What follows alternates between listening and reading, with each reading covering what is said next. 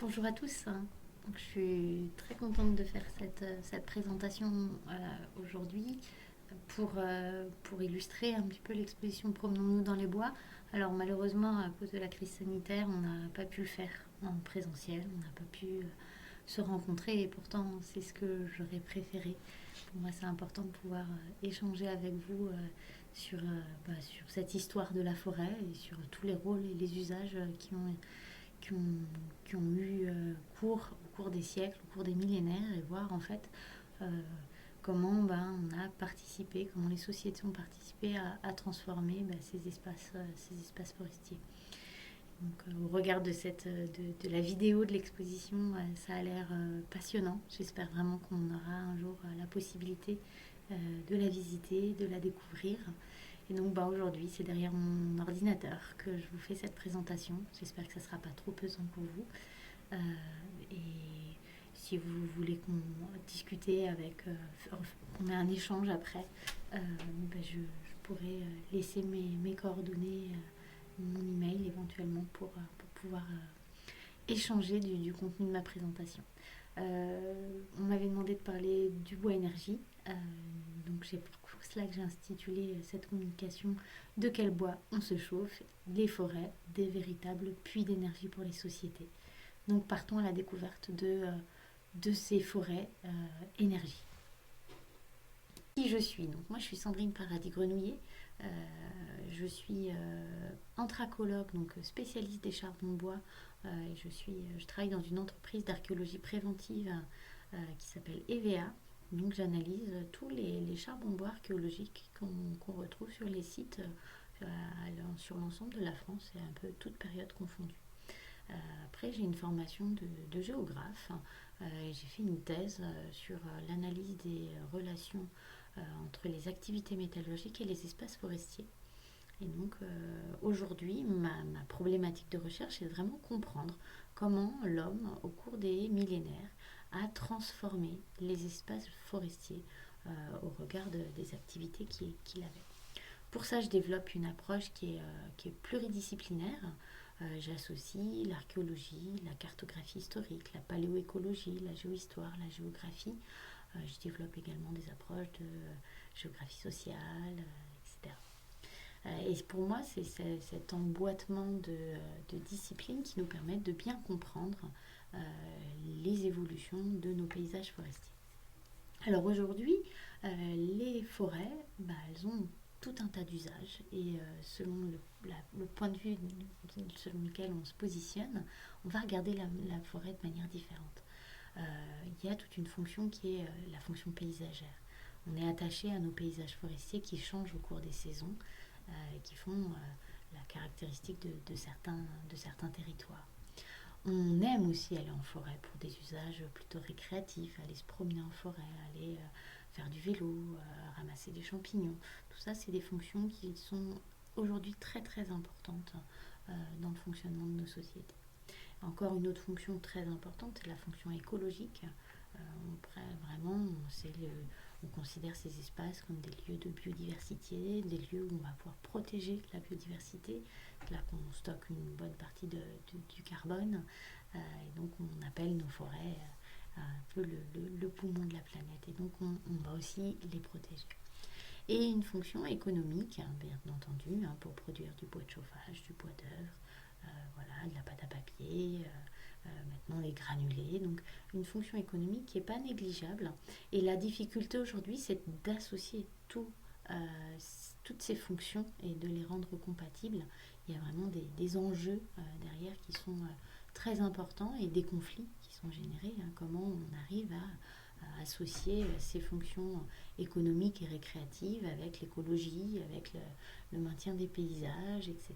Donc ça, c'est vraiment des questions qui m'intéressent, d'autant plus que en fait, ces enjeux, ces conflits, ils ne sont pas juste actuels. Ils sont par le passé, il y avait également de gros enjeux autour des espaces forestiers.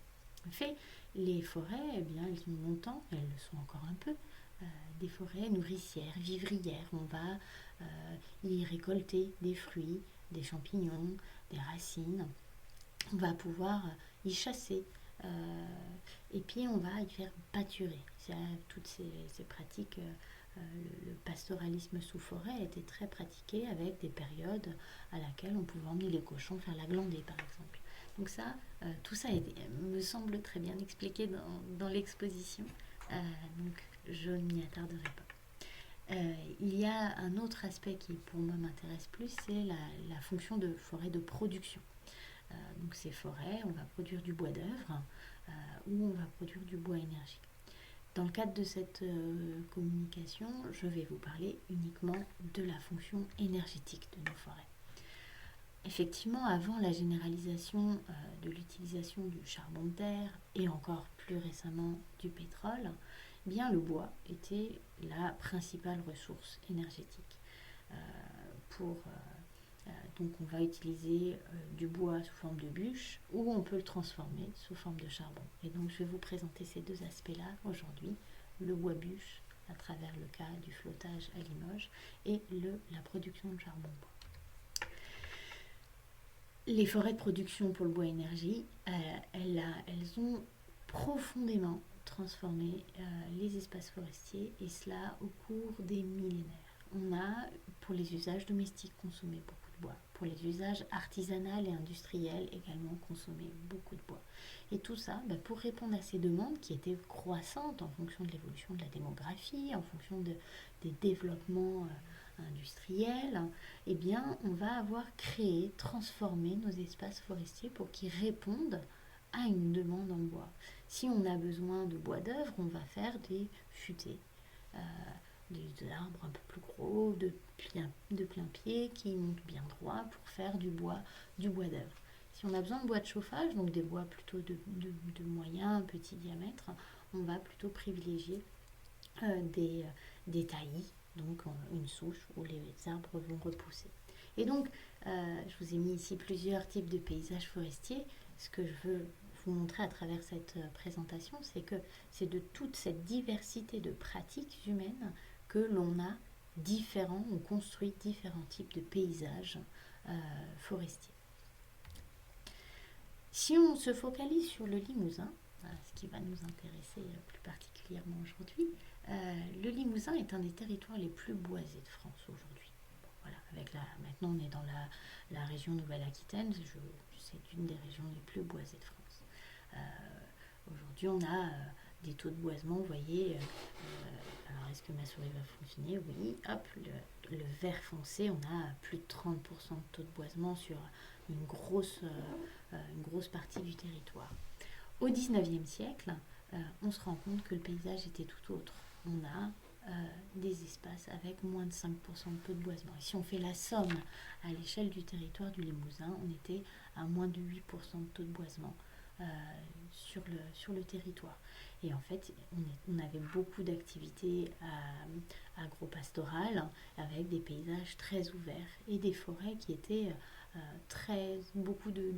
les rares forêts c'était du taillis et très peu de futaies en tout cas sur ces territoires. Et donc pour comprendre, donc moi j'ai travaillé dans le cadre de ma thèse et avec les collègues du laboratoire Géolab auquel je suis rattachée, on a travaillé sur l'histoire de ces forêts en Limousin. Et donc depuis 2020, on a déposé un nouveau projet collectif de recherche qui s'appelle Du bois pour Limoges, qui vise à comprendre comment la ville de Limoges a pu participer à la transformation des paysages forestiers environnants. Donc c'est un projet qui réunit pas mal de monde. Là, vous voyez un peu les logos, des universitaires, des chercheurs indépendants, des personnes qui travaillent dans les services régionaux d'archéologie, services de l'inventaire, ou encore de la ville de Limoges. Donc, et on a à la fois des collègues qui travaillent plutôt sur les approches historiques, archéologiques, mais également des personnes, des botanistes, des généticiens du bois, etc., qui nous permettent, ce croisement de disciplines qui nous permet vraiment d'avoir une approche la plus complète sur cette histoire des forêts. Ce projet collectif de recherche, il se décline en 4 ateliers thématiques. Donc un qui est sur le bois dans la construction, donc on n'abordera pas aujourd'hui, et les 3 autres qui sont le bois comme combustible, Donc on va quantifier les besoins en bois en combustible de la ville de Limoges. On va réfléchir à quels sont les réseaux d'approvisionnement et quelle transformation des paysages ça a impliqué pour répondre à ces besoins. Après, on a ouvert un atelier plus transversal qui est pour une recherche participative où on développe des approches plutôt de sociologie et de médiation pour essayer de comprendre quelles connaissances ont les habitants de Limoges de cette histoire euh, de, de la place du bois dans le développement de la ville de Limoges, et puis de le transmettre après avec des ateliers pédagogiques à destination du grand public, notamment des scolaires, mais également des familles lors de des journées archéologiques par exemple. Donc on va rentrer dans le vif du sujet du bois, les entrées de bois combustibles à Limoges. Alors comment on peut raconter cette histoire? Alors il y a un document, une grosse source de documentation qui est particulièrement riche, c'est les comptes de l'octroi.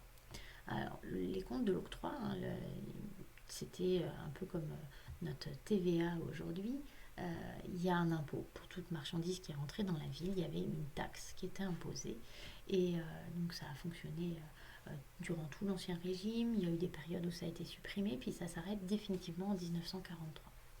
C'est une statistique qui est très riche parce qu'elle documente précisément les volumes de bois qui rentrent et le prix de la taxe. Alors vous voyez ici un détail, hein. Ici on est sur le décembre 1814, la synthèse, et donc on va avoir rentré le bois à brûler, les fagots, les fagottes, le charbon, tout ça avec à chaque fois la taxe qui va...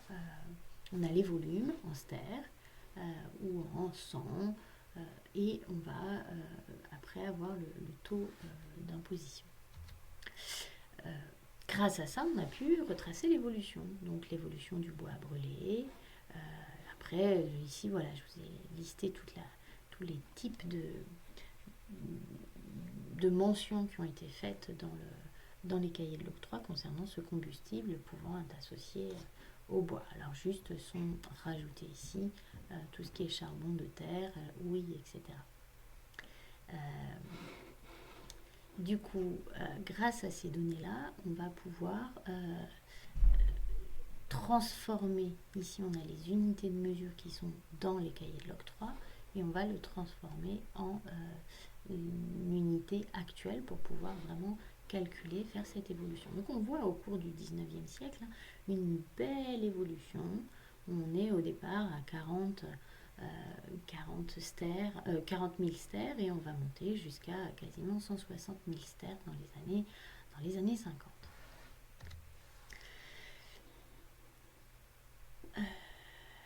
Pardon. Alors, ici, on avait l'évolution globale. Et après, on a en dessous les fagots, les fagottes. Donc ça, c'est que le bois à brûler. Ici, les fagots, les fagottes. Plus ici, le charbon, le bois, et le bois de branchage. Et donc là, on propose ici une synthèse de tout mélanger. On a essayé de tout convertir en volume de bois. Ce qui nous permet vraiment de voir cette belle évolution. Cette évolution, elle se corrèle très bien. Vous voyez, le pic d'activité, il correspond à l'apparition dans les années 50, l'explosion du nombre de fours à porcelaine dans les années 50, et donc avec la consommation ici en bois pour la porcelaine. Et on va avoir la chute de la consommation des besoins en bois dans les années pratiquement 60, où on va avoir la première utilisation du charbon de terre qui va remplacer progressivement le charbon de bois. Donc, si on compare les besoins de la porcelaine, qui sont croissants, au volume de bois total, on se rend compte qu'à une certaine période, eh bien, la porcelaine consomme une grosse partie des besoins en bois de la ville de Limoges. Et donc ça pose la question de l'impact sur la ressource forestière. Donc nous avons cherché à tracer comment arriver ce bois, et oui, par où arrivait ce bois. Donc, à travers quelques images de cartes postales anciennes, on va voir qu'une partie du bois arrive par charrette. Ici, on est sur la place Winston Churchill, la place du Foirail, où on va avoir ces grosses charrettes qui arrivent chargées de bois. Mais ça, on ne le trouve pas beaucoup dans les textes. Il y a peu de traces écrites sur ces arrivées de bois par voie terrestre. En revanche, on a toute une documentation qui est particulièrement riche sur le flottage. Et donc, je vais m'intéresser maintenant, on va faire un petit focus sur cette histoire du flottage à Limoges. Donc, si on voit l'image que je vous ai présentée, qui est une gravure en fait, qui représentait ces tas de bois, le ramier, bien si on regarde aujourd'hui dans le paysage actuel, c'est une activité qui a complètement disparu du paysage. Et en plus, quand on interroge les gens, on se rend compte que c'est aussi une histoire qui est finalement peu connue des habitants. Donc là, on a actuellement un stagiaire qui fait des enquêtes sous forme de micro-trottoirs auprès des habitants de Limoges, auprès des gens qui sont sur les bords de Vienne. Et bien, on se rend compte qu'il y a un peu moins de 30-40% des gens qui connaissent cette histoire du flottage. Et ceux qui la connaissent, c'est essentiellement des personnes qui ont plus de 60 ans. Donc, une histoire qui, si elle n'est pas transmise, risque de disparaître de la mémoire collective.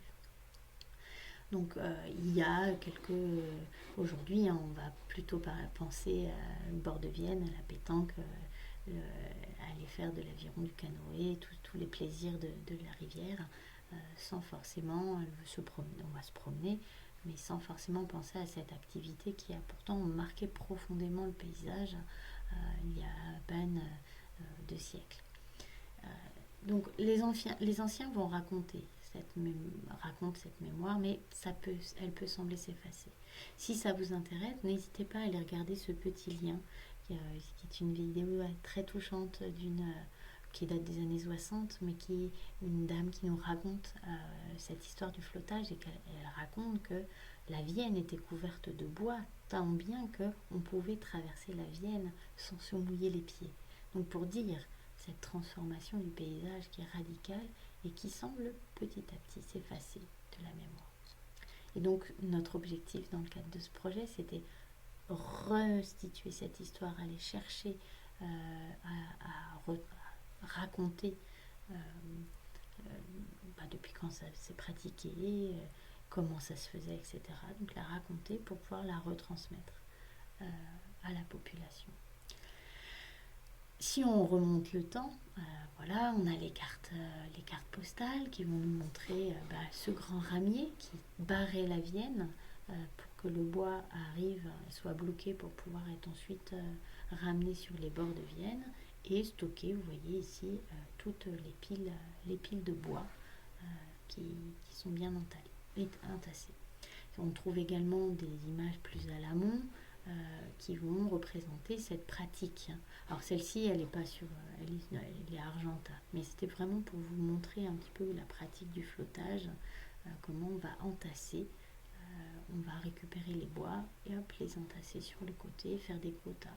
Ici, on a Saint-Priest-Torion, donc on voit bien la Vienne qui est recouverte parce qu'on est à la confluence entre la Vienne et le Torion. C'est recouvert de bois et on fait des tas de bois, et quand on voit la taille des hommes par rapport au tas de bois, c'est assez considérable. Cette histoire, eh bien, on va pouvoir aussi la tracer de manière plus fugace dans des plans, des représentations iconographiques, alors qui ne visent pas à présenter la pratique du flottage, mais où les tas de bois sont systématiquement présents. Alors je ne vous ai pas mis tous les plans que nous avons à notre disposition, je vous en ai mis quelques-uns que je trouve particulièrement intéressants. Voilà ici le plan de Limoges du XVIe siècle. On a ici les tas de bois, je vous ai fait un petit zoom, et vous voyez ces tas de bois, ils sont quasiment aussi grands que les maisons. Donc on peut se poser la question, c'est une erreur de perspective ou c'est vraiment qu'il y avait une quantité de bois importante. Donc là, on est vraiment, ça c'est la rue du Pont Saint-Étienne. Une autre représentation, qui est celle-ci de 1612. Hop. Donc on va être avec pareil, nos tas de bois qui sont représentés ici et qui sont pareils, hein, si on compare les maisons. Donc là il y a un moulin, une maison, hop, on les voit qui sont plus grandes. Voilà, je zoome dessus. Vous voyez les tailles des maisons, les tas de bois. Il y a vraiment quelque chose qui marque le paysage en tout cas. Là on est sur un dessin de Tripon qui serait probablement une copie d'anciens dessins. Alors là il est plus difficile à distinguer. Hop, il va être ici. Je vous fais un petit zoom.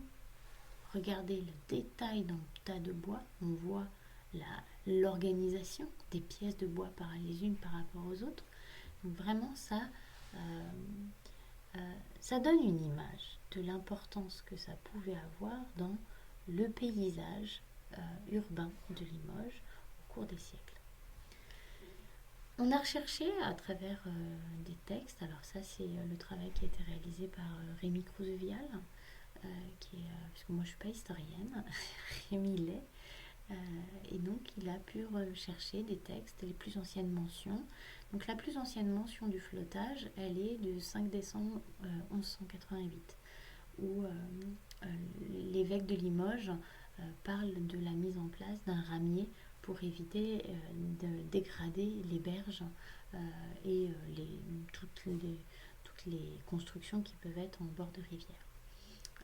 Et donc ça c'est dans ce texte-là, on voit également mentionner les droits que doivent payer les personnes qui acheminent du bois à Limoges. Donc ça c'est un texte qui est très important. Mais on peut imaginer qu'en fait la pratique du flottage elle remonte aux origines de la ville de Limoges. Mais pour le moment on n'en a pas des traces. Cette activité elle a été maintenue pendant jusqu'à la fin du 19e. Et elle est longtemps encadrée par l'évêque de Limoges et elle est maintenue jusqu'à la Révolution. Et donc en 1804, on va avoir cette bascule ça va être dirigé par un syndicat dont les fabricants de porcelaine sont membres. À travers ces analyses de texte, on va montrer aussi que c'est une ressource qui est vraiment sous tension. Le bois flotté est contrôlé, encadré. On va se rendre compte qu'il y a des réglementations sur la taille des abots qui doivent être stockés sur les bords de Vienne. Et puis on a quelques petits textes, je vous en partage un qui montre il y a des abus qui sont assez rapidement recadrés. Par exemple, ici, le 15 février 1679, on a les marchands de bois. Il y a quelqu'un qui est obligé d'aller rappeler aux marchands de bois les règles. Donc, en disant que, en fait, c'est un moment où le bois, il y a une pénurie de bois. Voilà, ceci se prévalant de la rigueur du temps qui ne permettent pas de conduire le bois par charrette. Donc, en fait, voilà, compliqué d'amener le bois parce que les routes sont impraticables. Le prix du bois qui arrive par flottage, ils en profitent pour faire monter les prix. Et donc, c'est le juge qui retourne voir les marchands de bois en disant vous devez vendre à tel tarif et la balle doit respecter telle et telle mesure. Donc voilà, ça c'est assez intéressant, ça veut dire qu'il y a eu soit on a augmenté le prix, soit on a mis un petit peu moins dans les abots pour essayer de marger un peu plus. Donc c'est assez tout de suite réglementé. On a même un texte qui évoque les vols de bois. Le vol de bois est puni de coups de fouet, et voire même ultime de pendaison. Donc voilà, il y a quand même des choses qui sont fortes autour de cette ressource, c'est pas pris à la légère. Donc il doit y avoir vraiment une valeur économique très intéressante. Quand je vous dis que c'est bien encadré, on a ici un plan de 1804 qui nous montre comment est placé le bois avec les normes de la taille des bois, la taille des piles de bois. Et ça, on l'a d'autant plus renforcé ici dans le règlement sur le flottage. Le règlement sur le flottage nous indique exactement quand les bois doivent être mis à l'eau ou que les personnes doivent faire des déclarations anticipées avant la mise à l'eau. Qu'est-ce qu'il nous dit encore? Que à Saint-Priest-Orion, le bois est stocké, trié pour faire un certain compte et remis à l'eau après pour être acheminé au port du Navet. Voilà, donc il y a une richesse d'informations qui, il faudrait qu'on approfondisse un peu plus ces questions-là à l'avenir. Moi, ce qui m'avait intéressé au tout début dans cette histoire du flottage, c'était, je voulais vraiment comprendre quel poids avait une activité comme le flottage sur les ressources forestières. Donc, en fait, je m'étais attachée, je voulais juste savoir les volumes de bois qui arrivaient à Limoges et d'où ça venait. Et donc, je me suis intéressée à ce qu'on appelle les bordereaux de flottage. Vous voyez un exemple ici de bordereaux de flottage. Ils sont d'une richesse exceptionnelle. Donc, je vous disais que cette pratique était encadrée juste avant. Effectivement, la réglementation impose à tout marchand de bois de faire cette déclaration près de la mairie de Limoges 15 jours avant la mise à l'eau des bois. Et donc effectivement, ici l'exemple qu'on a, le 6 décembre 1807, c'est présenté, donc on a la date précise, c'est présenté au secrétariat de la mairie de Limoges, Monsieur François Alluot, donc on a le déclarant, et Alluot c'est un nom important à Limoges vu que ça fait partie des fabricants de porcelaine. Voilà, il y a marqué qu'il est fabricant de porcelaine. Donc il y a écrit lequel a dit que pour se conformer aux anciennes ordonnances relatives au flottage du bois à brûler, il déclare vouloir faire arriver à Limoges par la rivière de la Combade, du Torion, donc là on a le nom des cours d'eau, et il fait flotter la quantité de 300 abots de bois à brûler. Donc on a le volume, on a même une description de ces bois, c'est de chêne et de faïence, de chêne et de hêtre, provenant des communes de Linard et Sauvia. On a des informations qui sont détaillées, le volume, les voies d'eau empruntées, la composition en espèces et les communes d'où proviennent ce bois. Et donc c'est ces documents-là que j'ai compilés. On a fait une base de données. Donc j'ai rentré un par un les bordereaux de flottage. Donc on a plus de 1900 bordereaux qui ont été enregistrés, qui nous permettent de retracer cette évolution. Alors, ce qu'on s'est rendu compte, c'est qu'il y avait des flottages qui n'étaient pas tout de suite réalisés dans les 15 jours, et donc il y avait un renouvellement. Et on a plus de 400 renouvellements qu'il a fallu retirer pour ne pas gonfler en fait des volumes de bois. Au total, on a 1500 flottages qui sont réalisés entre 1800, moi j'ai commencé en 1802 et donc jusqu'à 1893. Et donc on voit cette évolution. On constaterait qu'il y a un léger trou, voilà, on a quelques années qui manquent dans les bordereaux. Quand on compare, tout à l'heure je vous montrais l'évolution du volume de bois rentré par l'octroi, donc quand on compare en rouge les entrées de bois déclarées à l'octroi et le flottage du bois, on se rend compte que pendant des années 20 aux années 60 presque, un peu avant les années 60, c'est le flottage du bois qui apporte la quasi-totalité du bois. On va même voir des années où on en a un peu plus. Alors on se pose la question, est-ce que c'est des bois qui passent directement chez les marchands de porcelaine sans passer par l'octroi? Est-ce que c'est du bois qui est stocké, qui est comptabilisé dans l'octroi plus tardivement? Bon, voilà, c'est des questions pour lesquelles aujourd'hui nous n'avons pas de réponse.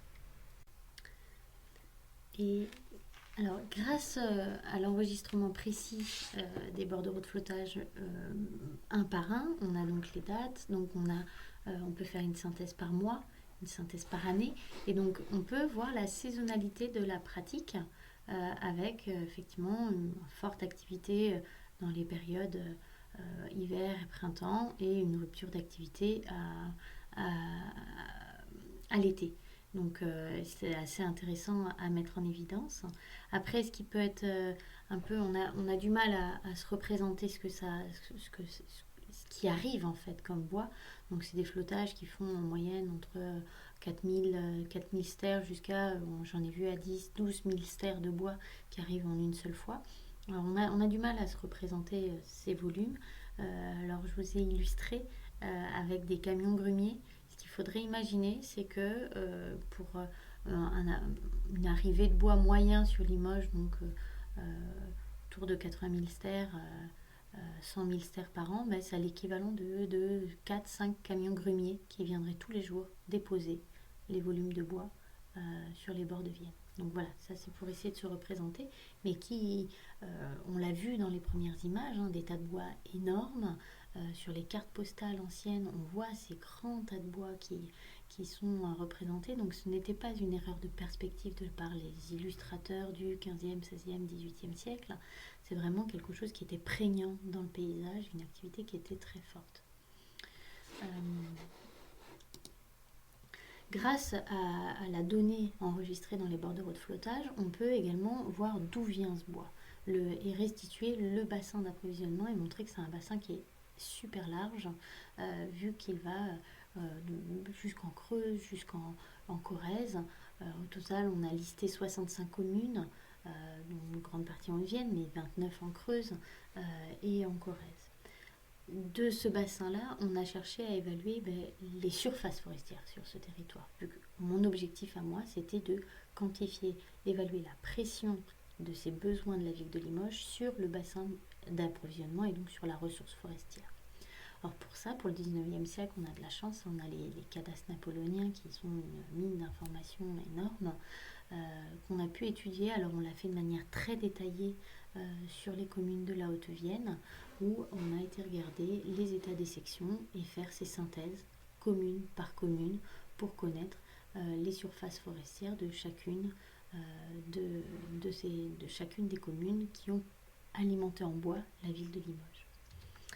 Donc grâce à ces documents, on a pu lister les surfaces, quantifier les surfaces de bois. Donc on est à 7400 hectares de bois taillé futé, semis ou broussailles, et à 6000 hectares de châtaigneraies sur ces communes-là. Les communes pour lesquelles on n'a pas été chercher les états des sections, il faudrait effectivement qu'on vienne aux archives de la Creuse et de la Corrèze pour faire ce même travail. Il est prévu de le faire dans les années qui viennent. Pour le moment, on s'est appuyé sur les travaux faits par Père Pillot, qui a travaillé dans les années 40 à faire cette synthèse des cadastres napoléoniens et qui, lui, avait déjà produit une carte. Vous voyez la carte ici en gris, mais le problème, c'est que ce sont des classes. Donc, on a un taux de boisement compris entre 5 et 10%, entre 10 et 20% par commune. C'est indiqué. Sauf qu'on n'a pas une surface précise de surface boisée. Donc, on a quand même cartographié ça précisément de manière informatique, ce qui nous permet d'essayer d'évaluer le potentiel forestier de ces communes. Alors pour cela, on a pris la surface actuelle de la commune, on a donc le taux de boisement établi par Père Pillot grâce à l'analyse des cadastres napoléoniens, et donc on va pouvoir calculer une surface minimale de bois basée sur la borne inférieure, une surface maximale basée sur la borne supérieure de la classe, et puis une valeur moyenne. On l'a fait à l'échelle de toutes les communes du bassin d'approvisionnement, et quand on compare sur les communes de la Haute-Vienne notamment, par exemple Champneutry, eh bien on va voir que les calculs qu'on fait sont cohérents en fait, vu qu'ils rentrent dans la fourchette qu'on a calculée minimale et maximale. Donc voilà, grâce à ces données, on peut évaluer les surfaces forestières du bassin d'approvisionnement de Limoges. Donc on a pour ça associé les données de Père Pillot avec ces trois modèles, minimum, maximum et moyen, et puis les données du cadastre napoléonien. Ce qui nous donne trois scénarios, une surface minimale qui serait estimée à 24 000 hectares, une surface maximale qui serait de l'ordre de 32 000 hectares de forêt. Quand on compare, notre objectif c'est de comparer ces surfaces aux besoins de la ville. Et donc, pour ça, on est parti d'un principe, c'est que les forêts en Limousin, en moyenne, elles ont un taux d'accroissement qui est de 10 terres par hectare et par an. Donc, ce qui nous donnerait un volume de bois nouveau, entre guillemets, hein, de 240 000 à 280 000 stères de bois. Si on considère un flottage moyen à Limoges au XIXe siècle entre 80 000 et 100 000 stères, donc voilà, on se situe sur cette tranche-là. On voit qu'il y a bien sûr des moments où c'est beaucoup plus fort, des moments où c'est moins fort. Eh bien, quand on rapporte ces 80 000 à 100 000 stères, on aurait une pression qui serait de 30 à 40% du potentiel forestier. Donc, probable, quand on est là à 200 000 stères et qu'on a un potentiel forestier de 240 000 stères, ça voudrait dire qu'en une année, on consommerait tout le nouveau bois de l'année. Donc il y a des années où il y a une réelle pression, ne serait-ce que de la ville de Limoges. Mais en moyenne, on partirait sur une consommation de 30 à 40% du potentiel. Donc vraiment, Limoges n'est pas toute seule. Et là, on n'a que le flottage du bois. On n'a pas les autres activités qui sont le bois, bûche qu'on pouvait transporter par voie terrestre. Et on n'a pas non plus le charbonnage, dont je ne vous parlerai pas aujourd'hui, mais pour lequel je travaille beaucoup. Pour finir sur cette pression sur la forêt, on peut voir que là, on est 1830, 1840, on a toutes les mentions de flottage sont à proximité de la confluence de la Vienne et du Torion. Et quand on arrive 10 ans après, on va être beaucoup plus étalé, on va chercher le bois beaucoup plus loin, ce qui semble être un indicateur de forte pression, vu qu'on est obligé d'aller toujours plus loin chercher du bois. Il faudra qu'on fasse ce travail-là à l'échelle du siècle. Pour le moment, on l'a fait que sur cette période un peu clé, qui était le pic et la chute du flottage du bois. Vite fait, je voudrais revenir sur ce graphique-là, qui est vraiment l'évolution du bois, du flottage du bois. On voit que ça décroche vraiment dans les années 60. Et en fait, on va voir, c'est l'arrivée du chemin de fer qui va arriver et qui du coup va réduire l'importance de la pratique du flottage, qui va progressivement décliner jusqu'à l'arrivée de la ligne de chemin de fer Limoges-Moutier, où il n'y a plus d'intérêt de transporter le bois par voie d'eau, mais on peut le transporter par voie terrestre via le train. Et donc cette activité perdure, vivote et finit par disparaître à la fin du 19e siècle. Voilà, tout ça pour vous raconter cette histoire du flottage et de l'impact que ça a pu avoir sur les paysages, probablement pour répondre à cette demande en bois qui était croissante. Eh bien, on a transformé, on a construit, façonné des forêts qui permettaient de répondre vraiment à cette demande. Donc voilà, je vais en terminer là. Je vous remercie beaucoup pour votre attention. J'espère que c'était pas trop fastidieux de regarder une vidéo. Je vous ai abordé la question du flottage du bois, qui est un élément qu'on développe dans notre projet collectif de recherche. Les travaux sont encore en cours, on a beaucoup de choses encore à découvrir. Et peut-être que dans une prochaine intervention, je pourrais vous parler du charbonnage, qui est une autre activité qui transforme également les paysages. Voilà, vous avez ici une image en fond de charbonnière. Donc ça sera avec un grand plaisir que je pourrai vous représenter tout ça. Je vous remercie pour votre attention et puis peut-être à une prochaine. Bonne journée, au revoir. Et alors, grâce à l'enregistrement précis des bordereaux de flottage un par un, on a donc les dates, donc on peut faire une synthèse par mois, une synthèse par année, et donc on peut voir la saisonnalité de la pratique avec effectivement une forte activité dans les périodes hiver et printemps, et une rupture d'activité à l'été. Donc c'est assez intéressant à mettre en évidence. Après, ce qui peut être un peu, on a du mal à se représenter ce qui arrive en fait comme bois.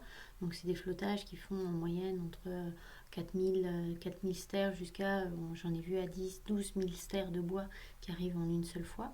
Alors on a du mal à se représenter ces volumes. Alors je vous ai illustré avec des camions grumiers. Ce qu'il faudrait imaginer, c'est que pour une arrivée de bois moyen sur Limoges, donc autour de 80 000 stères, 100 000 stères par an, ben, c'est l'équivalent de 4-5 camions grumiers qui viendraient tous les jours déposer les volumes de bois sur les bords de Vienne. Donc voilà, ça c'est pour essayer de se représenter, mais on l'a vu dans les premières images, hein, des tas de bois énormes.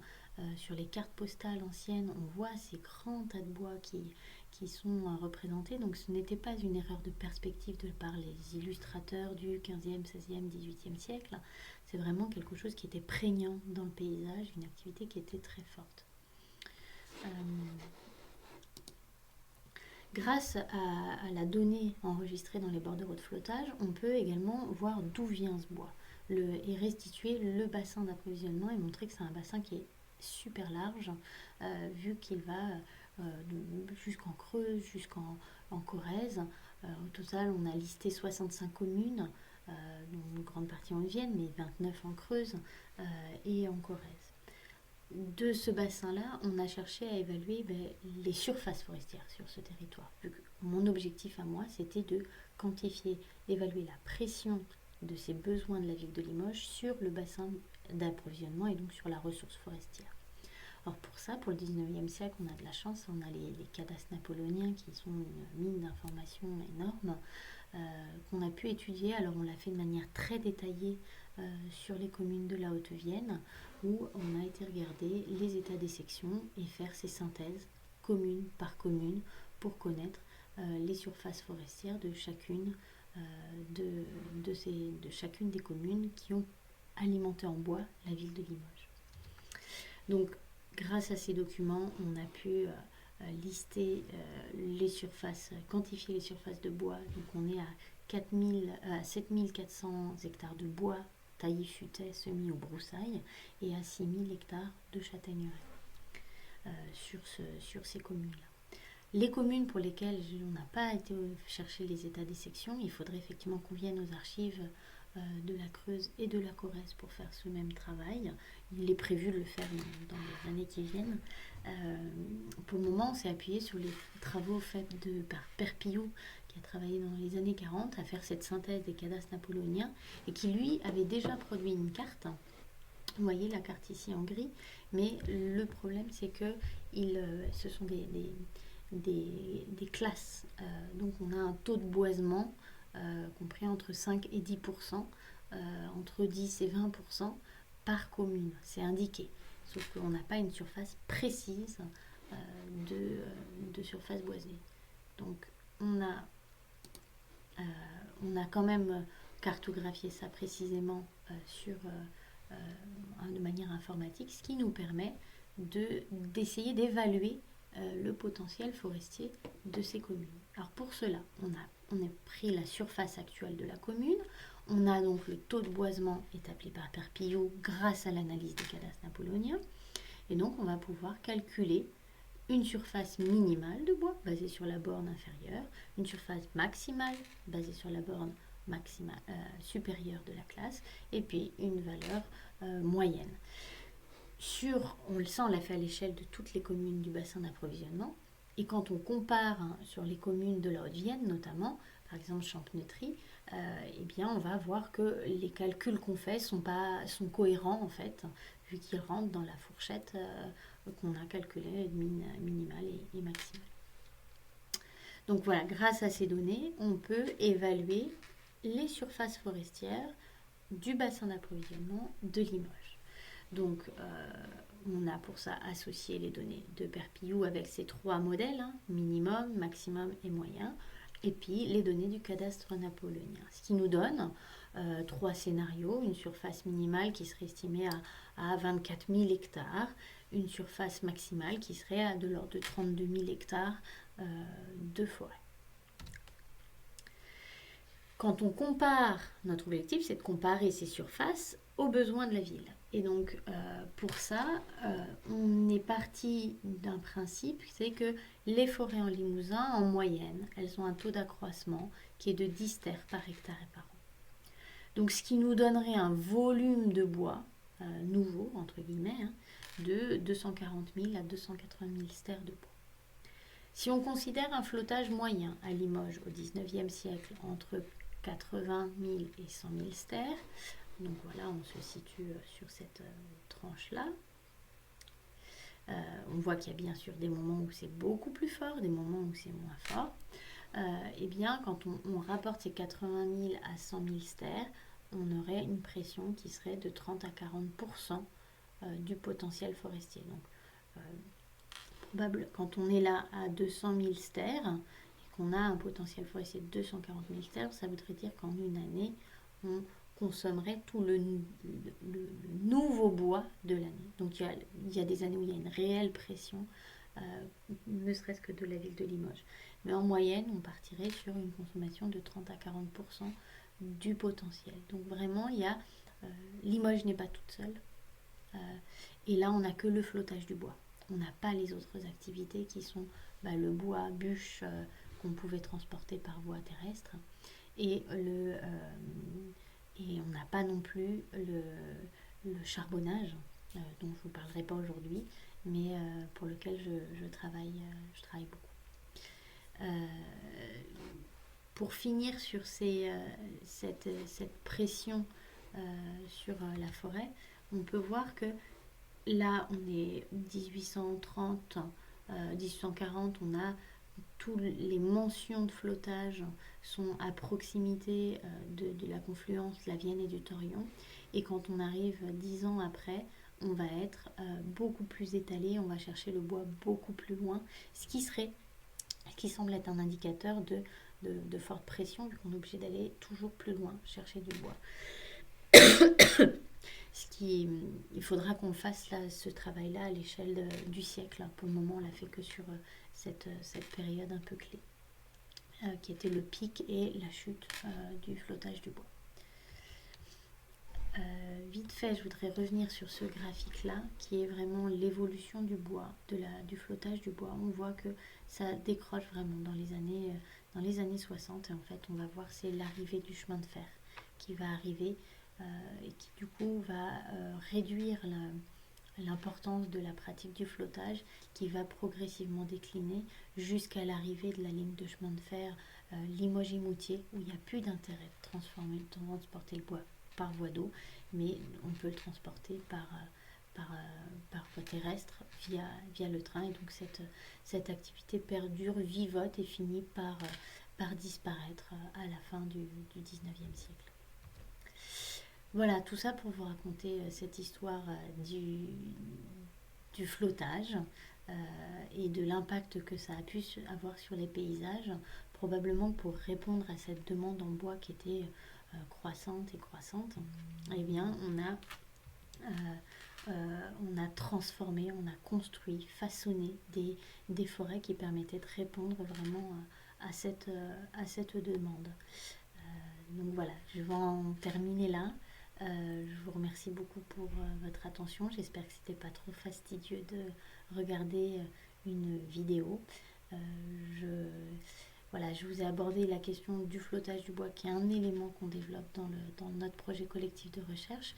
Les travaux sont encore en cours, on a beaucoup de choses encore à découvrir.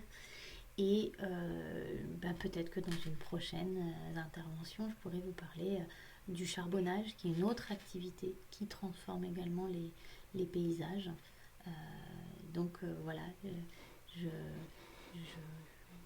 Vous avez ici une image en fond de charbonnière. Donc ça sera avec un grand plaisir que je pourrai vous représenter tout ça. Je vous remercie pour votre attention et puis peut-être à une prochaine. Bonne journée, au revoir.